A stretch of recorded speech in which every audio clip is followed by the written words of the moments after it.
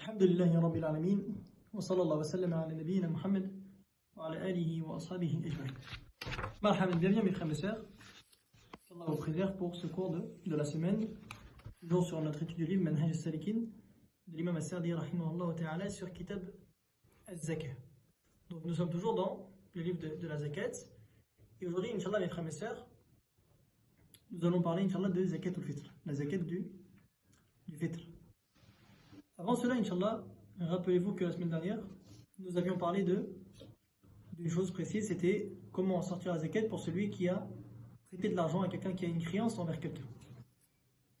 On avait dit, mes frères et sœurs, que lorsque tu prêtes de l'argent à une personne, lorsque tu as une créance envers quelqu'un, il y a deux situations. Soit la dette elle a une échéance qui est fixe, soit la dette elle n'a pas d'échéance. Si la dette elle n'a pas d'échéance qui a été fixée, l'affaire elle est facile, car il n'y a pas de zakat dedans jusqu'à ce que tu récupères cette somme-là et que tu te sors la zakat une seule fois. Donc cela c'est facile. Une personne elle a 10 000 euros, donc elle est au-dessus du nisab, et elle a 5 000 euros qu'elle a prêté à une personne. Et elle doit lui rendre l'argent dans 2 ans. Donc il n'y a pas de zakat jusqu'à ce qu'elle récupère l'argent dans 2 ans et qu'elle sorte la zakat pour une année. La deuxième situation c'est que la zakat, c'est que la dette elle est fixée. Son terme il est fixé. Son terme il n'est pas fixé, pardon. Son terme il n'est pas fixé. Et on a dit que cette catégorie-là elle se divise en deux catégories. La première catégorie c'est que la personne elle n'espère pas le retour de cet argent-là. Et la deuxième catégorie c'est que la personne elle espère le retour de cet argent-là. Elle n'espère pas le retour de cet argent-là. On a dit par exemple la personne elle a prêté de l'argent à quelqu'un qui est pauvre ou quelqu'un qui est mumatil. On a dit que le mumatil c'est une personne qui a les capacités de payer mais qui ne le fait pas. Lorsqu'elle vient le voir, il lui dit demain. Il revient demain, il lui dit après-demain. Il revient dans 3 jours, il lui dit après, etc. Donc ça c'est une personne qui est mumatil. Dans ce cas-là, on avait dit, mes frères et mes sœurs, que la personne elle ne sort pas la zakat, même si l'argent est resté 3 ans, 4 ans, 5 ans, elle ne sort pas la zakat tous les ans pour cela. Par contre, une fois qu'elle va récupérer l'argent, elle va sortir la zakat une seule fois. La deuxième situation, c'est que la personne elle espère le retour de cet argent-là, comme elle a prêté de l'argent à une personne qui est riche, qui peut lui rendre à n'importe quel moment. On a dit, dans ce cas-là, l'argent que tu as prêté à quelqu'un, par exemple, une personne elle a 10 000 euros. Elle a prêté 5 000 euros à une personne qui peut lui rendre à n'importe quel moment. Dès qu'il lui demande, il lui redonne directement. Donc cet argent-là, c'est comme s'il la possédait. C'est comme s'il la possédait. Donc, il sort la zakat tous les ans, même si l'argent est chez quelqu'un d'autre. Ceci, mes frères et sœurs, c'est ce qu'on a vu la semaine dernière. Aujourd'hui, nous passons à zakat al-fitr. Il dit l'auteur, donc, il a cité un hadith. Mais avant cela, mes frères et sœurs, zakat al-fitr, vous savez que c'est la zakat qui est liée au fitr. Zakat al-fitr. C'est la zakat qui est liée au fitr. C'est-à-dire au jour de l'Aïd. Et sa cause, c'est la fin de Ramadan. C'est pour ça, mes frères et sœurs, que zakat al-fitr, elle est obligatoire pour tout musulman qui est présent lors du coucher de soleil du dernier jour de Ramadan. Du dernier jour de Ramadan. Par exemple, le 29e jour de Ramadan, le 29e jour de Ramadan, nous allons regarder le croissant lunaire. Si on aperçoit le croissant lunaire le 29e jour de Ramadan, alors on sait qu'après le Maghrib, Ramadan c'est fini. On sait que dès lors qu'il va faire l'adhan pour Ramadan, dès lors qu'il y aura l'adhan, alors Ramadan c'est fini. Donc si une personne elle est présente à ce moment-là, zakat al-fitr elle est obligatoire pour elle. Zakat al-fitr elle est obligatoire pour cette personne-là. Vous comprenez donc, mes frères et mes sœurs, que une personne qui décède avant le Maghrib du dernier jour de Ramadan, il n'y a pas de zakat pour elle. Il n'y a pas de zakat al-fitr pour elle. Donc même ses héritiers ne doivent pas sortir pour eux zakat al-fitr. Parce qu'elle est morte avant l'obligation qui est le dernier jour au coucher de soleil de Ramadan. De même, mes frères et mes sœurs, si on dit qu'une femme elle accouche juste après le Maghrib du dernier jour de Ramadan, une femme elle accouche juste après le Maghrib du dernier jour de Ramadan, alors il n'y aura pas de zakat obligatoire parce que l'enfant il est né après l'obligation. Par contre, c'est recommandé, c'est mustahab. Et ceci, c'est même lorsque, par exemple, la personne elle n'a pas encore accouché. Une femme qui est enceinte, alors c'est mustahab, c'est recommandé pour elle de sortir zakat al-fitr pour son enfant qui est dans son ventre. C'est recommandé. Mais si elle accouche après le Maghreb du dernier jour de Ramadan, c'est recommandé aussi. Par contre, si elle accouche avant le Maghreb, alors ça devient obligatoire parce que l'enfant il sera présent même après le Maghreb, s'il ne meurt pas bien sûr. N'hésitez pas à me dire, mes frères et sœurs, si ça bug, hein, si ça ne marche pas. Vous levez la main, Inch'Allah, vous me faites signe que ça ne marche pas, Inch'Allah. J'ai changé de pièce aujourd'hui, vous me faites signe, Inch'Allah, si ça bug. Donc, mes frères et sœurs, il dit l'auteur, rahimallah, عن ابن عمر قال فرض رسول الله صلى الله عليه وسلم زكاة الفطر صاعا من طعام من تمر أو صاعا من شعير على العبد والحر والذكر والأنثى والصغير والكبير من المسلمين وأمر بها أن تؤدى قبل خروج الناس إلى الصلاة متفق عليه. L'auteur, mes frères et sœurs, ici, il cite un hadith de Ibn Umar radiyallahu anhuma. Il dit que le messager d'Allah sallallahu alayhi wa sallam a rendu obligatoire zakatul fitr un seul sa' de date ou un sa' d'orge pour l'esclave comme pour l'homme libre, pour l'homme comme pour la femme, pour le petit comme pour le grand parmi les musulmans. Et il a ordonné sallallahu alayhi wa sallam qu'elle soit versée avant que les gens ne sortent pour la prière. C'est le hadith qu'il a cité ici, mes frères et mes sœurs. Donc vous comprenez par cela que zakatul fitr elle est obligatoire pour tout musulman, qu'il soit petit, qu'il soit grand, que ce soit une femme, que ce soit un homme, que ce soit un homme libre ou un esclave. Donc elle est obligatoire et on doit la sortir avant la prière, comme ça va venir, Inch'Allah. Un sa'. On avait dit, mes frères et mes sœurs, précédemment qu'un sa' ça correspond environ à 3 kilos. Mais en réalité, ça dépend de la denrée que tu veux sortir pour la zakat. Et vous savez, comme moi, que tous les ans, il y a des tableaux. Ils te disent par exemple que le riz, pour un sa', c'est 2,8 kg. Par exemple, ils te disent que les lentilles, c'est 1,7 kg, par exemple. Donc, mais les savants, ils ont estimé 3 kg, pardon, pourquoi? Pour la précaution. Car tu sais que lorsque tu as sorti 3 kg pour zakatul fitr, tu es sûr d'avoir sorti l'obligation. Donc c'est pour ça qu'ils ont dit que 3 kg, c'est largement suffisant pour zakatul fitr, parce que ça comprend en réalité toutes les denrées alimentaires. Le riz, les dattes, etc.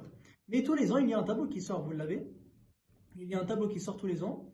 Il y a des personnes qui ont pesé et qui ont regardé combien ça fait, par exemple, un sa' de riz. Donc il y a le tableau chaque année qui ressort comme c'est connu. Donc mes frères et mes sœurs, donc un sa' c'est 3 kilos comme on a dit. Il y a ni approximativement. Mais en réalité ça varie selon la denrée alimentaire. Il dit l'auteur Wattajib. Maintenant il va parler, l'auteur Rahimullah, qui doit sortir zakatul fitr. Quelles sont les personnes qui sont concernées? On a dit bien sûr l'homme, la femme, etc. Mais est-ce qu'il y a des critères? Non, mais il y a des critères, on va le voir tout de suite, Inch'Allah. Il dit li nafsihi wa liman talzamuhu mu'natuhum. Il dit l'auteur Rahimullah que zakatul fitr elle est obligatoire pour la personne elle-même et pour ceux qui sont à sa charge. Pour ceux qui sont à sa charge. Bien sûr, mes frères et sœurs, ici, il y a une condition, c'est que ces personnes-là qui sont à la charge de cette personne-là, ils ne sont pas capables. Ces personnes-là, elles ne sont pas capables de sortir zakat al-fitr elles-mêmes. Par exemple, le père de famille, il a des enfants qui ont atteint la puberté. Ils ont de l'argent. Est-ce que c'est le père qui sort pour eux? La base, c'est que non. C'est eux qui doivent sortir pour eux-mêmes. Est-ce que le père, il peut sortir pour eux? Il peut. Mais il faut qu'eux, ils soient d'accord. Il faut que les enfants qui sont pubères, qui ont de l'argent, ils soient d'accord que le père, il sorte pour eux à la place de zakat al-fitr. Donc il leur dit, mon fils, cette année, tu ne sors pas la zakat, c'est moi, je m'en occupe. Il dit, il n'y a pas de souci, papa. Il sort la zakat pour... Le père, il sort la zakat pour son fils. Même si son fils, il est marié, qu'il a des enfants, qu'il a de l'argent. Son père, il a dit, aujourd'hui, c'est moi, cette année, c'est moi qui m'en occupe. Donc ça, c'est autorisé. Mais l'enfant qui est en dessous de la puberté, mes frères et mes sœurs, qui a de l'argent, il n'y a pas besoin de son consentement. Le père, il sort pour lui la zakat, même sans son consentement. Mais, comme on a dit, le critère, c'est que la personne, elle sort la zakat pour elle-même. Ça, c'est la base. Et ensuite, elle sort la zakat pour ceux qui sont sous sa charge et qui n'ont pas les moyens de sortir la zakat. Zakat al-fitr. Mais en dehors de cela, celui qui a les moyens de sortir la zakat al-fitr, il sort la zakat. Il sort la zakat. Parce que les savants ils disent qu'on ne peut pas imposer à une personne l'adoration, de supporter la charge d'une autre personne. Tout comme la zakat. Est-ce qu'on dit à l'homme de sortir la zakat de sa femme? Non. La femme, elle sort sa zakat elle-même. C'est pas l'homme qui prend la zakat en charge de sa femme. Donc ici, ils ont dit que si une personne elle a la capacité de sortir la zakat, elle doit sortir la zakat al-fitr. Elle doit sortir la zakat al-fitr. Mais si le père de famille, par exemple, il a des enfants qui sont sous sa charge, ils n'ont pas d'argent, c'est lui qui s'en occupe, c'est lui qui sort zakat al-fitr. Donc, wallah, mes frères et sœurs, selon cet avis-là, ça rentre dedans aussi la femme. La femme, si elle a de l'argent, alors c'est elle qui sort zakat al-fitr. Mais le mari, il peut sortir pour elle, il lui dit c'est moi, je m'en occupe, toi, tu sors pas. C'est moi, je m'occupe de ta zakat, toi, tu sors pas. Et si elle est consentante, alors il sort pour elle la zakat al-fitr pour toute la famille, s'ils sont consentants. En général, c'est ce que les gens ils font. Le père, il sort pour la fille, pour la mère, pour la femme, pour sa femme, il sort pour ses enfants, etc. Et, en général, les gens ils ne sont pas d'accord. Et en général, les gens, pardon, ils n'éprouvent pas de désaccord à cela.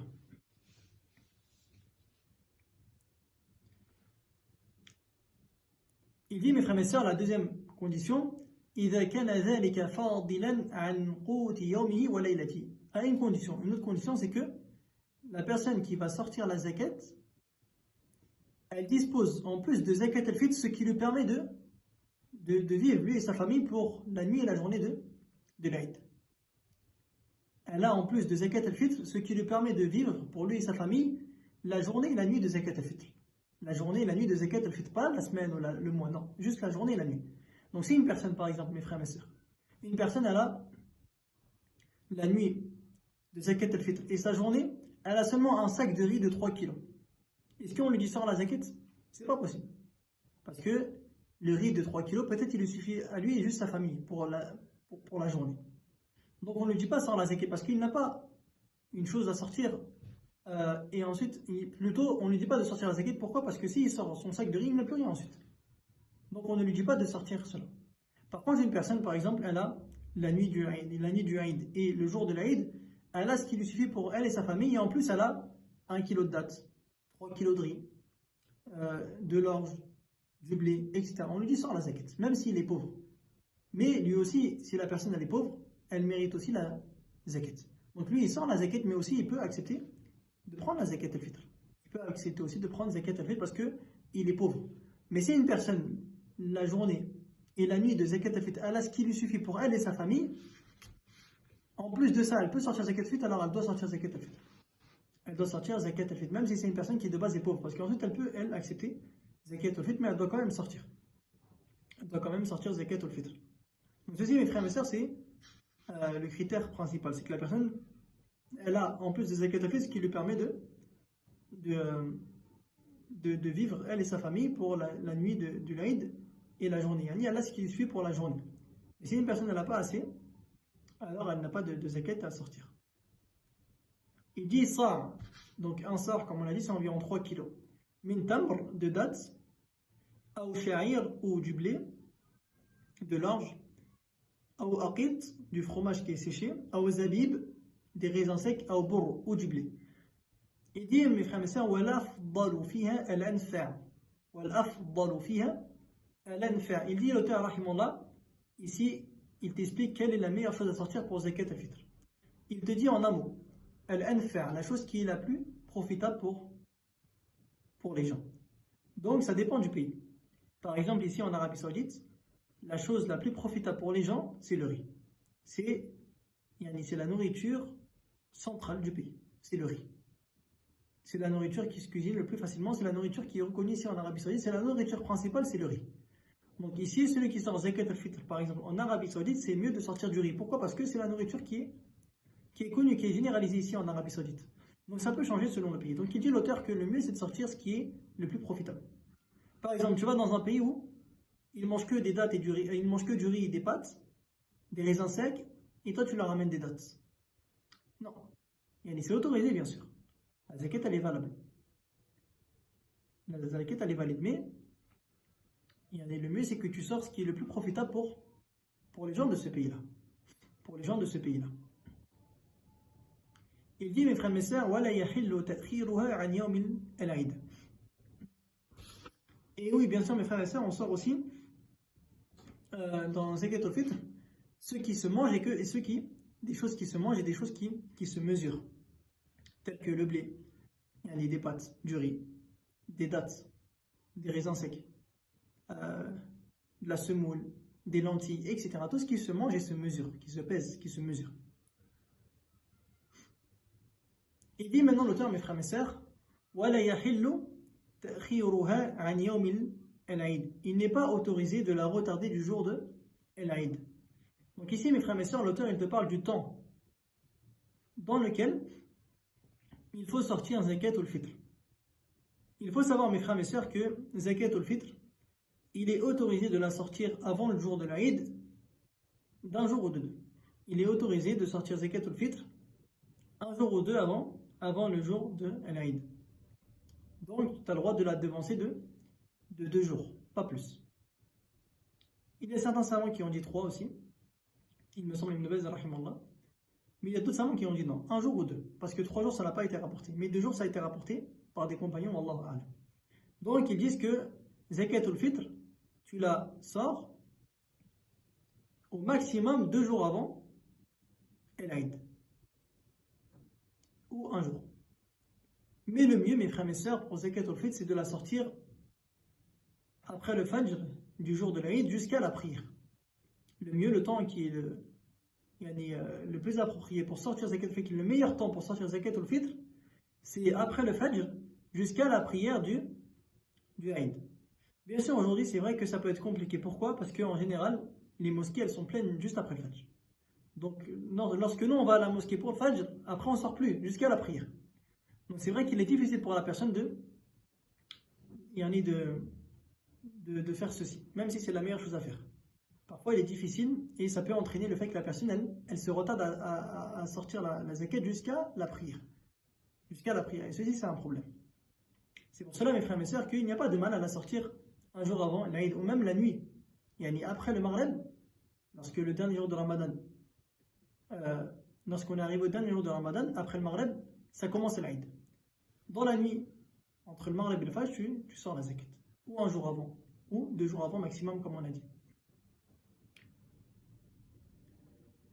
Par contre, mes frères et mes sœurs, celui qui retarde la sortie de zakat al-fitr, il y a 2 solutions. Il y a 2 possibilités, 2 estimations. Soit il l'a retardé sans excuse, soit il l'a retardé avec une excuse. S'il l'a retardé sans excuse, il a retardé la sortie de zakat al-fitr sans excuse, alors il doit se repentir car il a commis un péché. Deuxième chose, il doit la sortir quand même. L'obligation, elle ne s'annule pas. Il doit la sortir. Par contre, ce sera une sadaqa. Ce ne sera pas une zakat. Ça y est, la zakat, c'est terminé. Ce n'est pas compté pour lui comme une zakat. Pourquoi? Parce qu'il s'est retardé sans excuse. C'est considéré comme une sadaqa. C'est comme s'il a fait une sadaqa. La deuxième possibilité, la deuxième estimation, c'est que la personne elle a retardé la sortie de zakat al-fitr pour une excuse, comme le sommeil. La personne elle avait l'intention de la sortir juste après la prière du Fajr, avant la prière du Eid, mais elle s'est endormie. Et elle s'est réveillée après la prière. Ici, elle a retardé la sortie pour une excuse qui est valable, c'est le sommeil. Ou pour une maladie. La personne elle avait l'intention de sortir zakat al-fitr après la prière du Fajr jusqu'à la prière de l'Aïd. Mais elle est tombée malade. Elle n'a pas pu sortir zakat al-fitr. Elle est excusée. Elle n'a pas de péché. Et elle doit la sortir quand même. Et c'est accepté pour elle comme une zakat. Donc vous avez vu, mes frères et sœurs, la différence entre les 2 personnes. La première, sans excuse, elle a un péché. Et même si elle sort la zakat, et c'est obligatoire pour cette personne-là de sortir la zakat, c'est zakat al-fitr, ce sera comme une sadaqa, ce ne sera pas comme une zakat. Alors que le deuxième qui a une excuse, il la sort ensuite, il n'a pas de péché, et ce sera considéré comme une zakat. Donc vous avez vu un peu, mes frères et mes sœurs, la différence entre celui qui le fait sans excuse et avec une excuse. Ça, c'est par la grâce d'Allah Azza wa Jal que celui qui a une excuse, celui qui l'a fait de manière involontaire, qui a dormi, etc., il est excusé. Il n'a pas de péché et c'est accepté auprès d'Allah Azza wa Jal. Comme il dit Allah, Rabbana la tu'akhidhna in nasina aw akhta'na. Seigneur, ne nous châtie pas s'il nous arrive d'oublier ou de commettre des erreurs. Et Allah il dit qad fa'alt, na'am fa'alt. Oui, je l'ai fait. Donc Allah Azza wa Jal, il est pardonneur. Lorsque le musulman il s'endort pour la prière, alors il n'y a pas de péché. il rattrape dès qu'il se réveille, bien sûr, s'il n'a pas été fautif dès le départ en étant négligent. Et ceci, mes frères et sœurs, c'est parmi donc la miséricorde d'Allah Azza wa Jal. Donc, dans tous les cas, mes frères et sœurs, que ce soit pour une excuse ou sans excuse, la personne, lorsqu'elle s'est retardée de la zakat al-fitr, elle doit quand même la sortir, elle ne s'annule pas. Elle ne dit pas, c'est trop tard, la prière elle est passée, il n'y a plus de zakat. Non, elle reste quand même dans ta dhimma. Zakat al-fitr, elle ne s'annule pas. Elle reste quand même dans ta dhimma, c'est-à-dire que tu dois quand même de t'en acquitter. Tu dois quand même t'en acquitter. Il dit l'auteur, mes frères et sœurs, il dit وقد فرضها رسول الله صلى الله عليه وسلم طهرة للصائم من اللغو والرفث وطعمة للمساكين. Il dit l'auteur rahimahullah, il a cité un hadith du prophète sallallahu alayhi wa sallam qui dit que zakat al-fitr c'est une tuhra, c'est une purification pour le jeûneur des actes qui sont futiles et ainsi que des paroles qui sont futiles. Et les paroles et les actes qui sont futiles et indécents. Donc mes frères et sœurs, zakat al-fitr c'est une purification pour le jeûneur, pour ce qui a pu se passer pendant son jeûne, parmi les mauvaises paroles, parmi les mauvais actes. Il dit et aussi une nourriture pour les pauvres. Prêtez bien attention mes frères et sœurs à la parole du prophète sallallahu alayhi wa sallam ici, une nourriture. Et ce hadith-là, mes frères et sœurs, c'est une preuve que zakat al-fitr, on ne la donne pas en argent. On la donne en nourriture.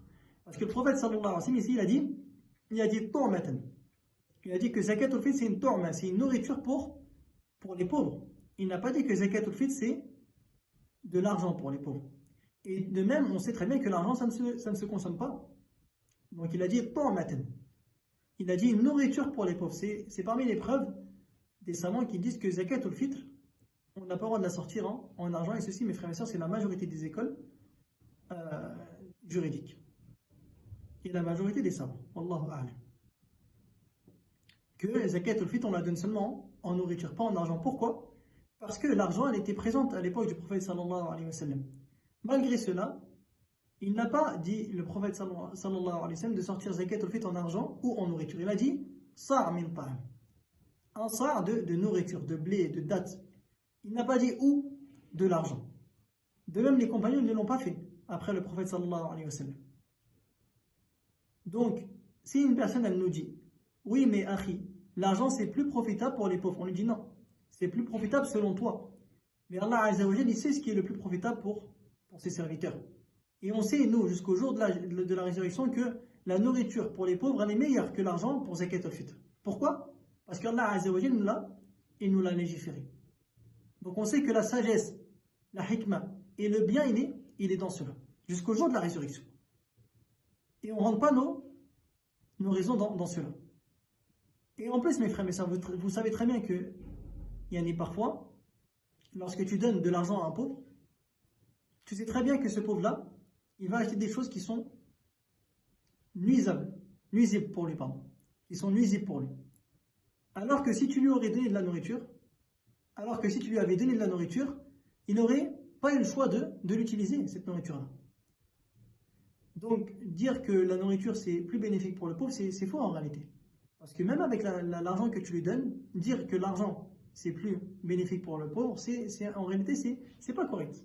Même cela, en réalité, c'est pas vrai. Pourquoi? Parce que même avec l'argent que tu lui donnes, il peut être tenté d'acheter des choses qu'il n'en a pas besoin. Il peut être tenté d'acheter des choses qu'il n'en a pas besoin. Et d'acheter des choses qui vont lui nuire. Ou d'acheter des choses qui sont haram même. C'est pour cela, mes frères et sœurs, que zakat al-fitr, on la sort en nourriture seulement. Mais si la personne, elle veut déléguer une autre personne, ceci c'est autorisé. Une personne, elle fait de la délégation. Par exemple, elle donne de l'argent à une association qui va reverser en nourriture. Ceci c'est autorisé. Tu donnes par exemple à une association 7 euros. Et eux, avec 7 euros, ils vont acheter de la nourriture pour donner aux pauvres. C'est autorisé. Ce que tu as fait, ça s'appelle du tawkil. C'est une délégation que tu as fait. Tu n'as pas sorti zakat al-fitr en argent. Tu l'as donné en argent à quelqu'un qui va acheter pour toi en nourriture. C'est de la délégation, c'est autorisé. Mais eux, ils ont sorti en nourriture. Par contre, si eux, ils sortent en argent, ce n'est pas autorisé.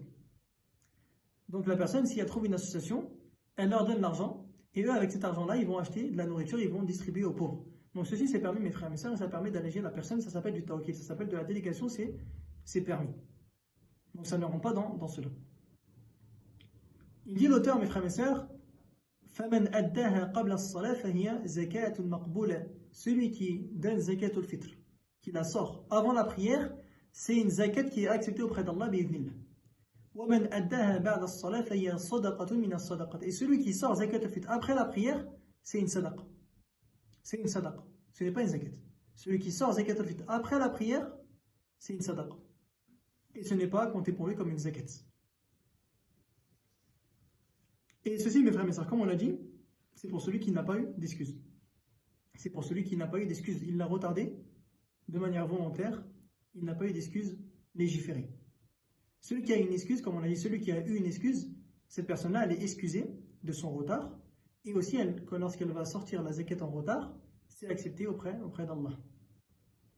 Et ceci, mes frères et sœurs, c'est un hadith du prophète sallallahu alayhi wa sallam, que zakat al-fitr, avant la prière, c'est une zakat. Après la prière, c'est une sadaqa. Et ce n'est pas accepté de son auteur comme une zakat. C'est comme s'il a fait une sadaqa. Il dit, mes frères et sœurs, l'auteur, pour finir, c'est la dernière chose qu'il a citée. Il a cité un hadith du prophète sallallahu alayhi wa sallam dans lequel il dit Sab'atun yudhillumuhum Allahu fi dhillih. Il dit le prophète sallallahu alayhi wa sallam qu'il y a 7 personnes qui seront sous l'ombre d'Allah Azza wa Jal le jour où il n'y aura donc que la sienne. La première personne, il dit Imamun adil, le souverain qui est équitable, un imam qui est équitable, qui est juste. Il dit Wa shabbun nasha'a fi ta'atillah, le jeune homme qui a passé sa jeunesse dans l'adoration d'Allah Azza wa Jal. C'est la deuxième personne parmi les 7 qui sera sous l'ombre d'Allah Azza wa Jal le jour où il n'y aura donc que la sienne. Et aussi, mes frères et mes sœurs, ça rentre dedans la femme. De même pour la femme qui a grandi dans l'adoration d'Allah.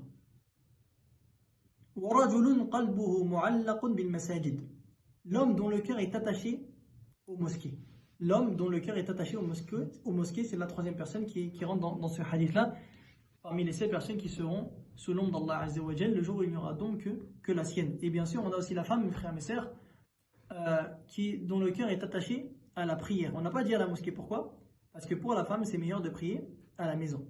Mais la femme dont son cœur est attaché à la prière, elle rentre dans ce hadith-là, comme il l'a dit Ibn Baz rahimahullah. وَرَجُلًا تَحَبَّا فِي اللَّهِ اجْتَمَعَ عَلَيْهِ وَتَفَرَّقَ عَلَيْهِ. Il dit, dans le hadith, le prophète sallallahu alayhi wa sallam, la 4e personne, c'est 2 hommes qui s'aiment en Allah, qui se réunissent pour Allah et se séparent pour lui. Par exemple, la mort les a séparés et ils s'aimaient pour Allah. 2 hommes qui se sont aimés pour Allah, qui se sont réunis pour Allah et qui se sont séparés pour Allah. Ces 2-là, ils seront sous l'ombre d'Allah Azza wa Jal le jour où il n'y aura donc que la sienne. Et ça rentre dedans aussi les 2 femmes qui se sont aimées pour Allah et qui se sont réunies pour Allah. Il dit aussi, le shir, rahimahullah, que ça rentre aussi un homme et une femme qui se sont aimés pour Allah. Un homme et une femme qui se sont aimés pour Allah. Ceux-là aussi, ils sont inclus dans le hadith. Car comme vous savez, mes frères et mes sœurs, même si le prophète sallallahu alayhi wa sallam ici, dans ce hadith-là, il cite l'homme au masculin, il n'y a pas de différence entre l'homme et la femme dans le jugement religieux, sauf s'il y a une preuve qui nous indique le contraire. La base, c'est que la femme, elle rejoint l'homme dans les choses religieuses, sauf s'il y a une preuve qui exclut cela. Sauf s'il y a une preuve qui exclut cela. Il dit ensuite le prophète sallallahu alayhi wa sallam wa rajulun da'athu imra'atun dhatu mansib wa jamal faqala inni akhafu Allah. La 6e personne, la 5e personne qui sera sous l'ombre d'Allah le jour où il n'y aura donc que la sienne. Un homme qui a été invité à la fornication par une femme de noblesse, une femme qui est noble, de noble lignée et qui est belle.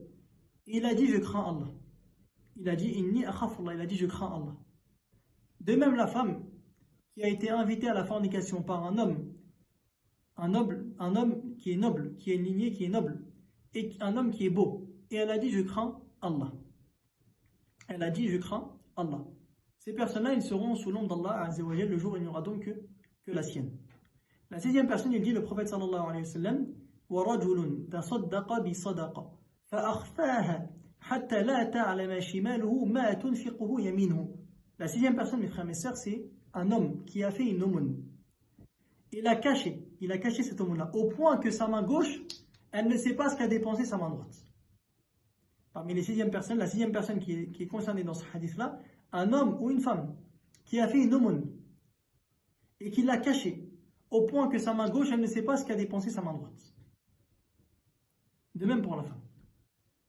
La septième personne, mes frères et mes sœurs, qui seront parmi les 7 qui seront sous l'ombre d'Allah Azza wa Jalla le jour, il n'y aura donc que la sienne.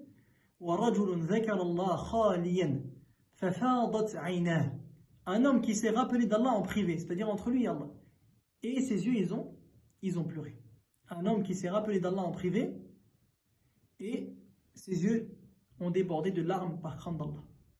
Ses yeux ont débordé de larmes par crainte d'Allah Azza wa Jalla. Ceci, mes frères et mes sœurs, c'est les 7 personnes qui seront sous l'ombre d'Allah Azza wa Jalla le jour où il n'y aura donc que la sienne. Une personne, elle nous dit maintenant, pourquoi l'auteur, rahimahullah, il a cité ce hadith? Pourquoi l'auteur, il a cité ce hadith alors qu'on est dans Zakat al-Fitr?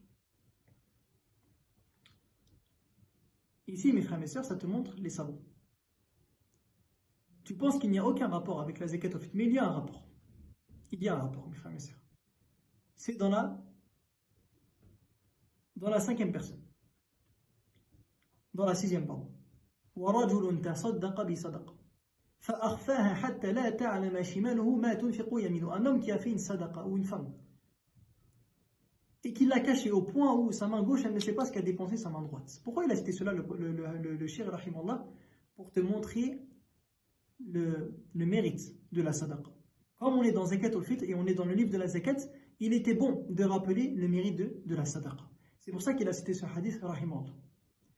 Et il te montre par ce hadith-là que la sadaqa, elle a un mérite. Car Zakat al-Fitr et Zakat al-Mal, la zakat qu'on a pris depuis le début de ce livre-là, c'est une obligation. Zakat al-Fitr, c'est une obligation. Mais là, il te montre le mérite de la sadaqa. Le mérite que tu donnes une sadaqa pour Allah. Qu'un homme qui a donné une sadaqa ou une femme pour Allah Azza wa Jal, qui l'a caché au point où sa main gauche, elle ne sait pas ce qu'a dépensé sa main droite, elle sera sous l'ombre d'Allah Azza wa Jal le jour où il n'y aura donc que la sienne. Donc ceci, mes frères et mes sœurs, c'est un immense mérite. Il dit le prophète sallallahu alayhi wa sallam, Ma naqasat sadaqatun min mal. Une sadaqa n'a jamais fait baisser l'argent de son propriétaire. Pour toi, ça baisse. 10 euros, tu les as plus, na'am, mais auprès d'Allah, ça reste. Auprès d'Allah, ça reste. Et cet argent-là, Allah, il va te le redonner. Encore plus. Que ce soit ici-bas ou dans le delà. Donc lorsque tu donnes 10 euros, tu vois que les 10 euros, ils sont partis, na'am, mais auprès d'Allah, c'est resté. Et Allah, il peut te rendre par ces 10 euros-là encore plus, par ces 10 euros-là encore plus. Que ce soit ici-bas ou dans le delà. Et mes frères, mais ça, dans ce hadith-là, on prend aussi le bénéfice que la sadaqa, tu dois la cacher. Le mieux, c'est de la cacher. Le mieux, c'est que la sadaqa, tu la caches. Entre toi et Allah. Par contre, comme ils disent les savants, mes frères et mes sœurs, s'il y a un intérêt de la montrer, alors tu la montres. S'il y a un intérêt que tu montres que tu fais une sadaqa, alors tu le fais. Ça dépend de la maslaha, ça dépend de l'intérêt. Est-ce que l'intérêt, il est prépondérant ou pas? Par exemple, on est dans la mosquée. L'imam, à la fin de la prière, il demande aux gens de faire une sadaqa pour la mosquée. Il n'y a personne qui se lève. Il y a une personne qui se dit, si je me lève et que je donne, Inch'Allah, les autres, ils vont me suivre, ils vont faire comme moi. Donc, il s'est levé, il a donné une sadaqa devant tout le monde. Peu importe qu'il a caché le montant ou pas. Le montant, c'est pas important. Il a montré qu'il a fait une sadaqa. Les gens, ils l'ont suivi, ils ont fait une sadaqa. Cette personne-là, elle a su que l'intérêt à ce moment-là, ce n'était pas de cacher la sadaqa. C'était de la montrer. Pourquoi? Pour que les gens, ils le suivent. Et comme ça, mes frères et sœurs, avec cette intention-là, il va prendre la récompense de la sadaqa et de ceux qui l'ont suivi dans cela.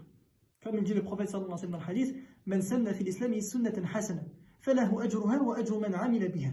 Celui qui fait dans l'islam une bonne action. Man sanna fi l'islam sunnatan hasana. Il aura la récompense de cela et de ceux qui l'ont suivi dans cela. Lorsque tu fais une sadaqa avec l'intention que les gens ils te suivent dans cela, que tu la montres pour que les gens ils fassent comme toi, tu as la récompense de la sadaqa et tu as la récompense de tous les gens qui vont faire la sadaqa sans que ça diminue de leur sadaqa à eux ni à toi. C'est pour ça, mes frères et sœurs, la base, c'est que la sadaqa, on doit la cacher. C'est entre toi et Allah. Tu caches la sadaqa. Mais si tu vois qu'il y a un intérêt qui est prépondérant, qui implique que tu montres la sadaqa, que tu la montres, que tu le fasses devant tout le monde, pour que les gens ils te suivent avec l'intention, pas pour le riya. Tu ne donnes pas une sadaqa pour que les gens ils disent, lui, il a donné une sadaqa, machin. Non, tu mets l'intention que les gens ils te suivent par cela. Tu fais ça pour Allah, pour que les gens ils te suivent, ils fassent comme toi. Alors là, tu prends deux récompenses. La récompense de ta sadaqa et la récompense des gens qui t'ont suivi dans cette action-là. C'est pour ça que la base c'est de cacher, mais s'il y a un intérêt, tu montes la sadaqa. Et ensuite, ça revient à la personne d'estimer est-ce que l'intérêt ici il est prépondérant ou pas. Est-ce que c'est mieux pour toi ici de cacher la sadaqa ou est-ce que c'est mieux pour toi de la montrer? Et ceci, mes frères et mes sœurs, c'est contraire à la zakat. Parce que la zakat, ça fait partie des rites de l'islam, des pratiques de l'islam, donc on doit la montrer. Car le musulman, il doit afficher les rites de l'islam. Donc la zakat, zakat al-fitr, on ne la cache pas. Vite, il faut que je donne en cachette. Non, c'est pas en cachette. Là, c'est un rite de l'islam. C'est une obligation, c'est un rite. On doit montrer les rites de l'islam. On doit les afficher. Donc zakat la zakat, tu ne la caches pas. Tu la sors comme ça. Zakat al-fitr, tu ne la caches pas. Tu prends la zakat et tu la montres. Et tu donnes aux gens. Tu ne vas pas cacher derrière toi comme ça, tu marches comme ça, les mains cachées. Il faut que je cache ma zakat. Non, tu ne caches pas la zakat. Parce que ça, c'est un rite, mes frères et mes sœurs. C'est un rite de l'islam. Donc on doit le montrer. On doit le montrer.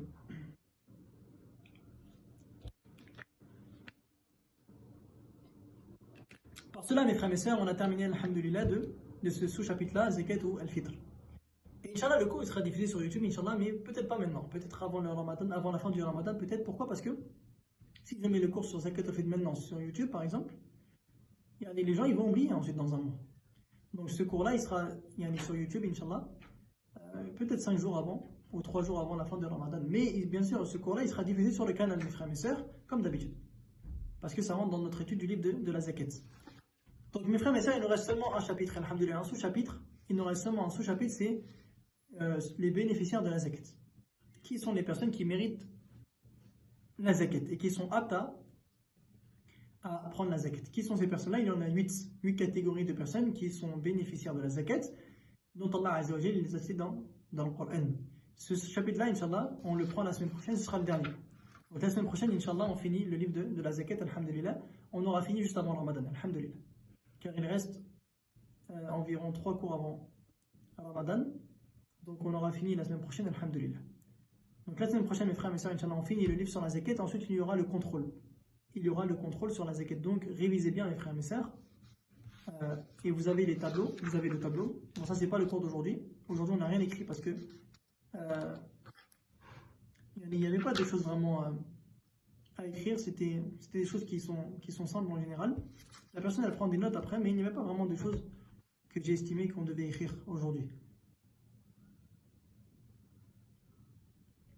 Donc, c'est pour cela, mes frères et sœurs, révisez bien, Inch'Allah, les notes que vous avez prises, les notes que j'ai écrites au tableau. Révisez bien cela, Inch'Allah. La semaine prochaine, on finit le cours sur la zakat. On finit ce livre-là, Inch'Allah. Ensuite, on aura le contrôle. Ensuite, on aura le contrôle. Et ensuite, on s'arrêtera, Inch'Allah. Et on reprendra après le mois de Ramadan sur le livre du Hajj. Sur le livre du Hajj. Donc, ce livre-là, Zakat Manhaj al-Salikin. Inch'Allah, la semaine prochaine, on finit la zakat et il nous restera juste le livre du Hajj. Et ensuite, on aura fini, bi-fadlillah azza wa jal, toutes les ibadat, toutes les adorations.